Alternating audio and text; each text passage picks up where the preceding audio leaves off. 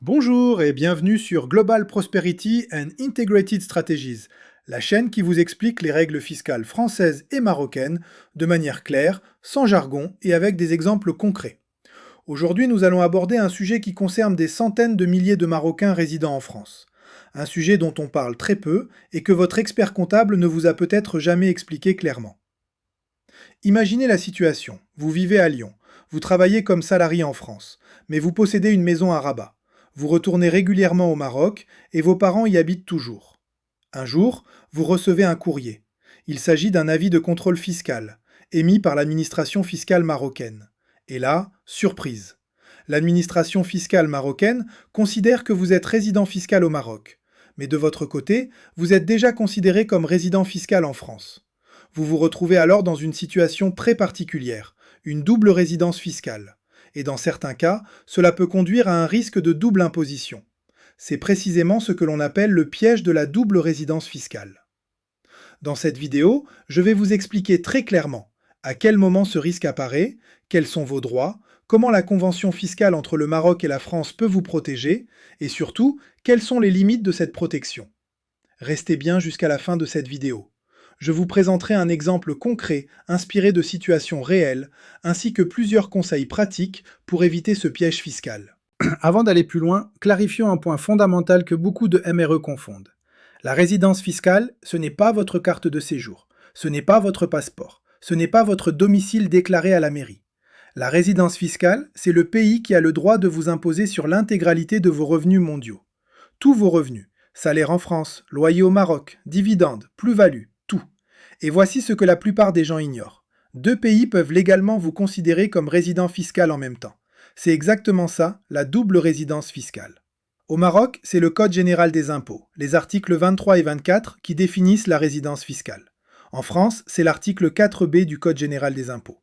Voyons maintenant les critères de chaque pays. Au Maroc, selon les articles 23 et 24 du Code général des impôts, vous êtes considéré comme résident fiscal marocain si vous répondez à l'un des critères suivants. Il suffit d'un seul. Premier critère, le foyer permanent. Si vous avez une maison, un appartement, même une chambre mise à disposition en permanence au Maroc, que vous y séjourniez ou non, vous pouvez être qualifié de résident fiscal marocain. Deuxième critère, la règle des 183 jours. Si vous passez plus de 183 jours par an au Maroc, vous êtes automatiquement résident fiscal marocain. 183 jours, ça représente 6 mois. Attention, ces jours peuvent être cumulés, même discontinus. Troisième critère, et c'est celui que beaucoup oublient, le centre d'intérêt économique. Si votre principal investissement est au Maroc, si vous y avez une entreprise, des revenus locatifs importants, le fisc marocain peut vous considérer comme résident fiscal. Et maintenant, la question clé, est-ce que vous remplissez un de ces critères? Si oui, vous êtes potentiellement résident fiscal au Maroc. Et voici l'erreur que 90% des MRE font sans s'en rendre compte. Ils pensent que le simple fait d'avoir une carte de résidence française les protège. C'est totalement faux. La France, de son côté, applique l'article 4B du Code général des impôts. 4 critères là encore, et il suffit d'un seul pour être résident fiscal français. Le premier critère, c'est le foyer ou lieu de séjour principal. Si votre famille vit en France, si vous y avez votre appartement principal, vous êtes résident fiscal français. Le deuxième critère, c'est l'activité professionnelle. Si vous travaillez principalement en France, même si vous avez une activité secondaire au Maroc, la France vous considère comme son résident fiscal. Le troisième critère, c'est le centre des intérêts économiques. Si vos principaux actifs et revenus sont en France, vous êtes résident français. Et vous voyez le problème. Si vous habitez en France, travaillez en France, mais que vous avez aussi des biens au Maroc et que vous y séjournez régulièrement, les deux pays peuvent vous considérer simultanément comme résident fiscal. C'est ça le piège de la double résidence. Imaginons votre situation. Vous vivez à Marseille depuis 15 ans. Vous avez votre famille là-bas, votre emploi, votre appartement. Vous payez vos impôts en France. Mais chaque année, vous rentrez au Maroc pour l'été. Vos parents sont à Fès. Vous avez un appartement à Agadir que vous louez. Et certaines années, entre les congés et les voyages, vous passez 5 à 6 mois au Maroc. Résultat, vous remplissez les critères de résidence fiscale des deux pays. La France dit, vous êtes résident français. Le Maroc dit, vous êtes résident marocain. Sans traité entre les deux pays, vous seriez taxé 2 fois sur tous vos revenus. Mais heureusement, il existe une convention fiscale entre le Maroc et la France. Mais attention, et c'est le point le plus important de cette vidéo, la convention ne résout pas tout. Elle a des limites. Voyons comment elle fonctionne. Mais le point le plus important arrive maintenant. La convention fiscale Maroc-France ne vous protège peut-être pas autant que vous le pensez. La convention fiscale entre le Maroc et la France a été signée en mai 1970. Elle a pour objectif principal d'éviter la double imposition et de définir quel pays a le droit d'imposer quel revenu. Mais comment ça fonctionne concrètement quand les deux pays vous réclament simultanément comme résident fiscal? La Convention prévoit un mécanisme dit de départage en 4 étapes. On applique ces critères dans l'ordre et on s'arrête dès qu'on a une réponse. Étape 1, le foyer permanent. Si vous avez un foyer permanent dans un seul pays, vous êtes résident de ce pays. Simple. Mais si vous avez un foyer permanent dans les deux pays, ce qui est très courant pour les MRE, on passe à l'étape 2, le centre des intérêts vitaux. Où sont vos liens les plus forts? Où travaillez-vous? Où est votre famille proche? Où est votre patrimoine principal? Si même l'étape 2 est ambiguë, on passe à l'étape 3, le séjour habituel. Passez-vous plus de temps en France ou au Maroc? Et si tout cela reste indéterminable, les deux administrations fiscales se concertent, ce qui peut prendre des années. Maintenant, la vraie question. Et si la Convention ne vous protège pas? C'est là que les vrais problèmes commencent. Permettez-moi de vous raconter l'histoire de Karim, un cas composite inspiré de situations réelles. Karim a 45 ans. Il travaille depuis 12 ans comme salarié dans une entreprise de logistique à Lyon. Sa femme travaille également en France et ses enfants y sont scolarisés. À ses yeux, et de manière légitime, il est résident fiscal français. Il paie ses impôts en France régulièrement. Mais Karim possède aussi des attaches importantes au Maroc. Il a hérité de ses parents d'une villa à Agadir. Par ailleurs, il a investi dans l'achat de 2 appartements à Marrakech qu'il met en location. Ses loyers lui rapportent environ 120 000 dirhams par an. Pourtant, il ne les a jamais déclarés, ni en France, ni au Maroc. Il pensait que cela pouvait passer inaperçu. Chaque été, Karim passe environ 2 mois au Maroc. Pendant le mois de Ramadan, il y séjourne également. À cela s'ajoutent environ 3 semaines à l'occasion des fêtes de fin d'année. Et comme ses parents vieillissent, il se rend de plus en plus souvent au Maroc. Certaines années, il cumule ainsi près de 6 mois de présence dans le pays. Puis un jour, l'administration fiscale marocaine lui adresse une demande d'éclaircissement. Quelques semaines plus tard, il reçoit une notification de contrôle fiscal, et ensuite un redressement. L'administration fiscale marocaine considère que Karim est résident fiscal au Maroc sur la base de plusieurs critères.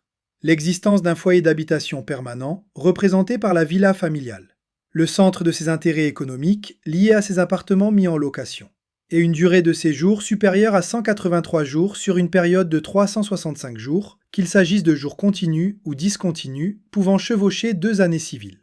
Le résultat est lourd. Un redressement fiscal portant sur 5 années de revenus locatifs non déclarés, des pénalités de retard, et l'ouverture d'une procédure complexe de résolution de double résidence fiscale entre la France et le Maroc.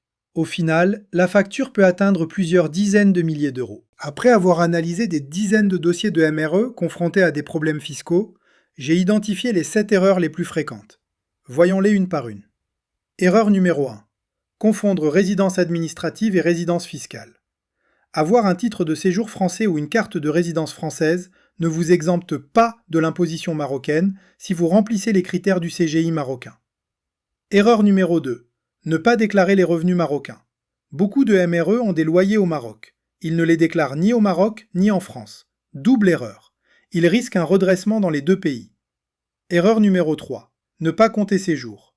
183 jours au Maroc, c'est exactement 6 mois. Si vous cumulez l'été, le Ramadan, les vacances de Noël et 2 ou 3 voyages, vous y êtes. Et souvent, les gens ne comptent pas.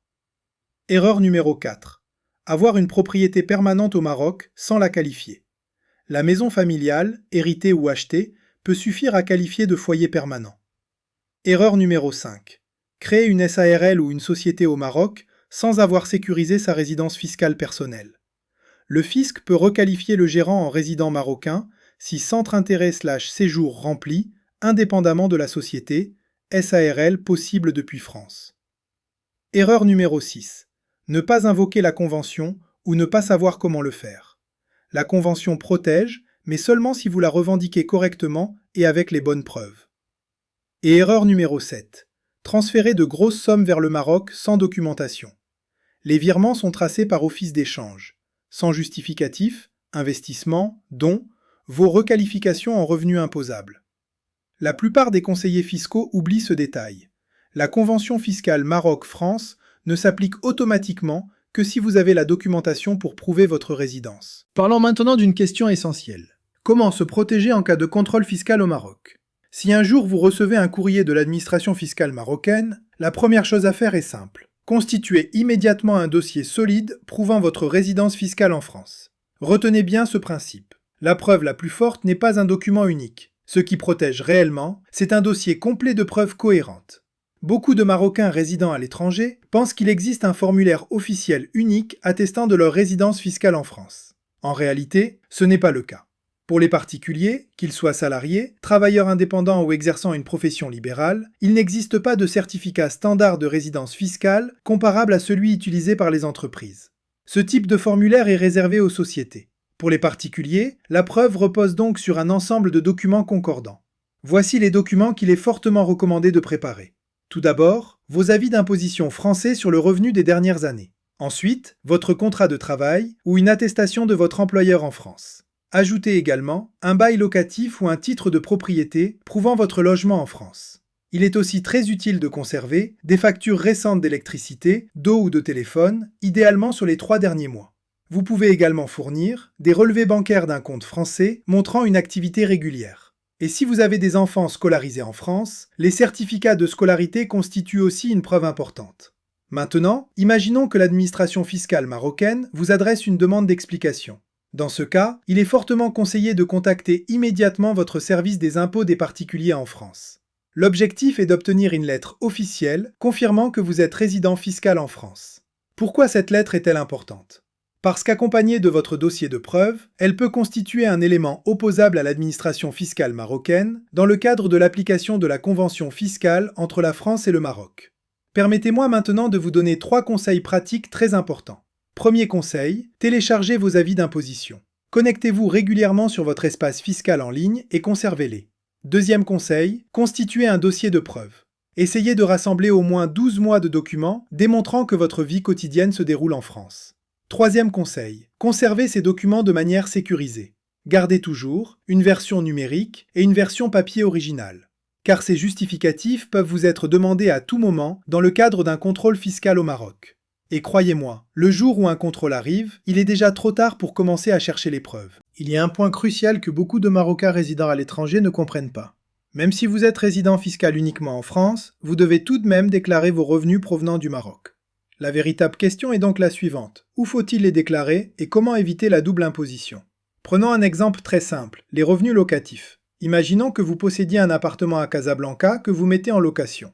Dans ce cas, le principe est clair. Ce revenu est imposable en priorité au Maroc, puisque le bien immobilier se situe sur le territoire marocain. Vous devez donc déclarer ce revenu auprès de l'administration fiscale marocaine et payer l'impôt correspondant. Mais ce n'est pas tout. En tant que résident fiscal en France, vous devez également déclarer ce même revenu dans votre déclaration d'impôt française. À première vue, cela peut sembler injuste. On pourrait croire que vous allez payer l'impôt 2 fois. En réalité, la convention fiscale entre le Maroc et la France prévoit un mécanisme pour éviter cette situation. Ce mécanisme s'appelle le crédit d'impôt. Concrètement, l'impôt que vous avez déjà payé au Maroc est pris en compte en France. Vous bénéficiez donc d'un crédit d'impôt équivalent. Le résultat est simple, vous ne payez pas 2 fois l'impôt, mais vous avez l'obligation de déclarer dans les 2 pays.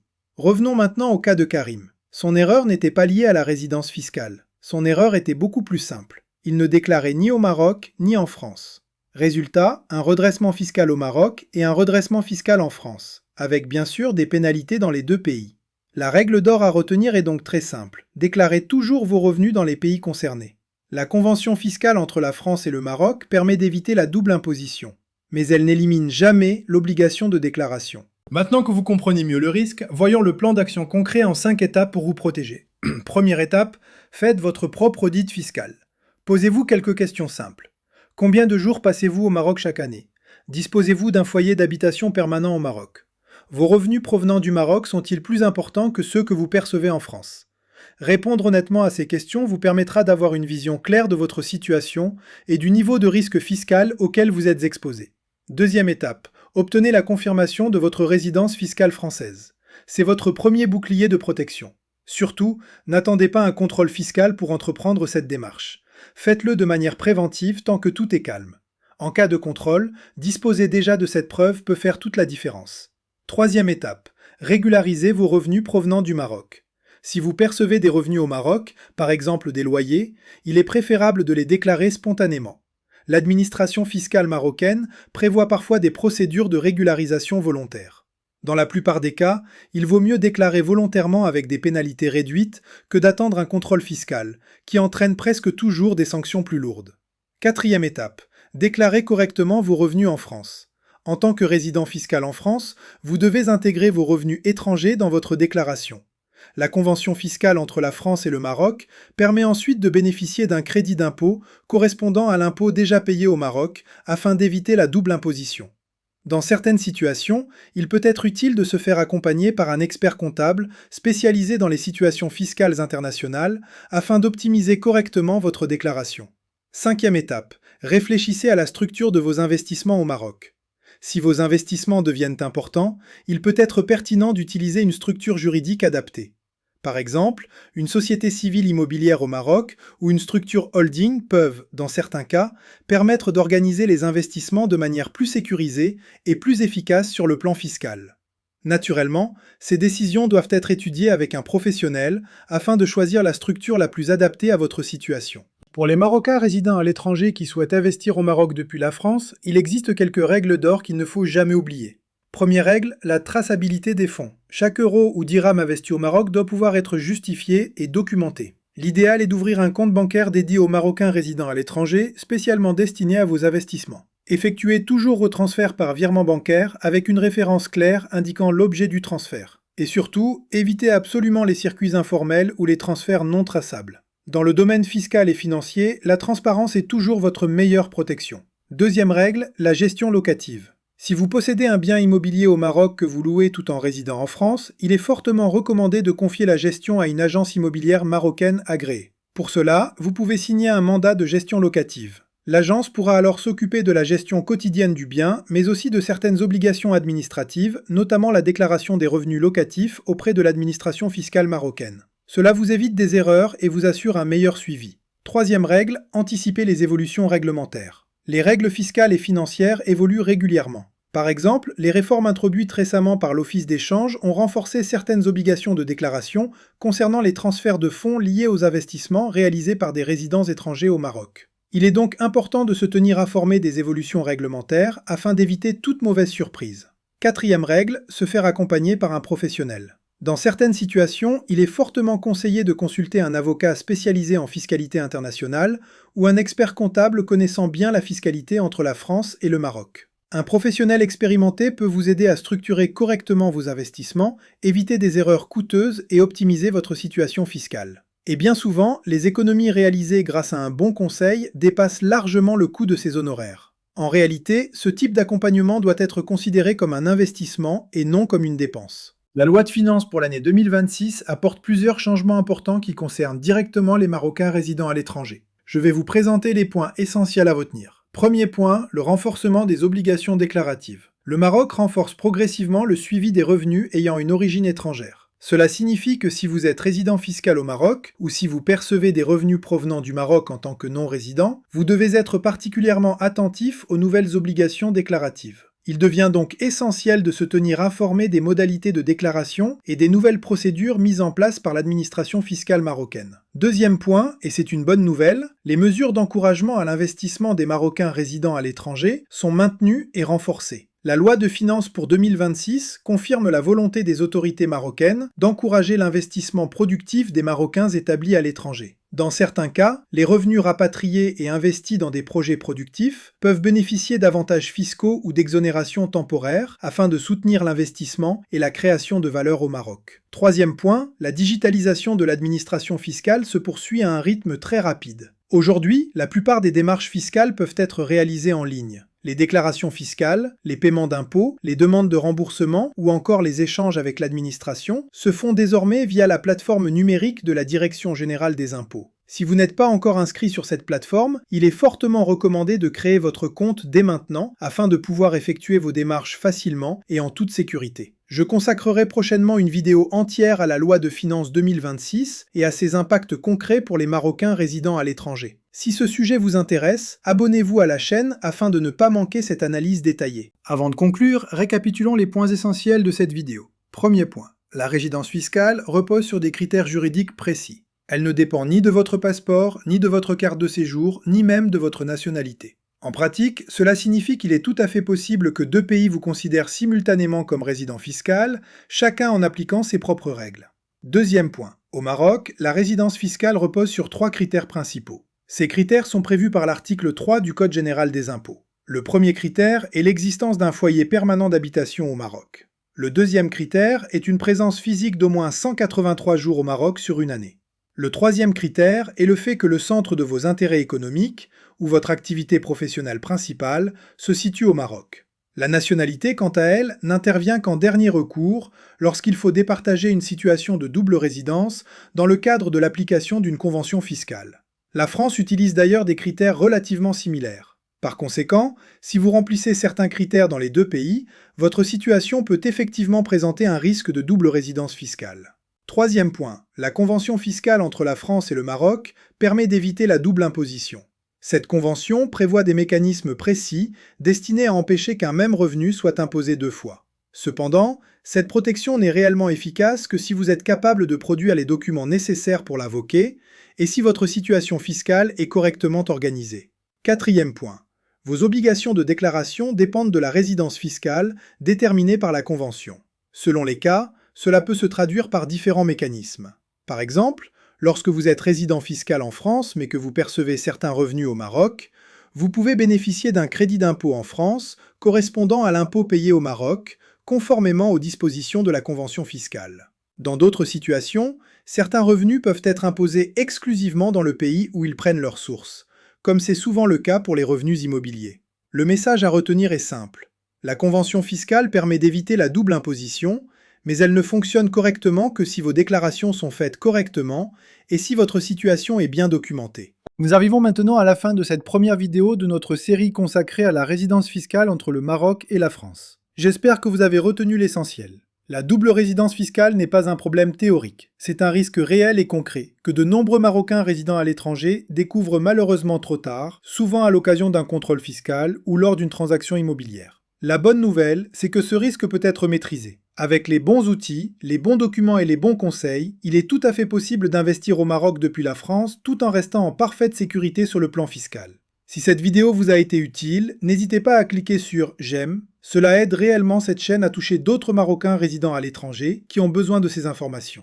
Vous pouvez également vous abonner à la chaîne Global Prosperity and Integrated Strategies afin de ne manquer aucune vidéo de cette série consacrée à la fiscalité entre le Maroc et la France. Et si vous avez une question concernant votre situation personnelle, vous pouvez laisser un commentaire sous cette vidéo ou nous contacter via le lien indiqué dans la description. Notre équipe se fera un plaisir de vous répondre. Je vous dis à très bientôt sur Global Prosperity and Integrated Strategies, la chaîne qui vous explique la fiscalité marocaine et française de manière claire, pratique et accessible.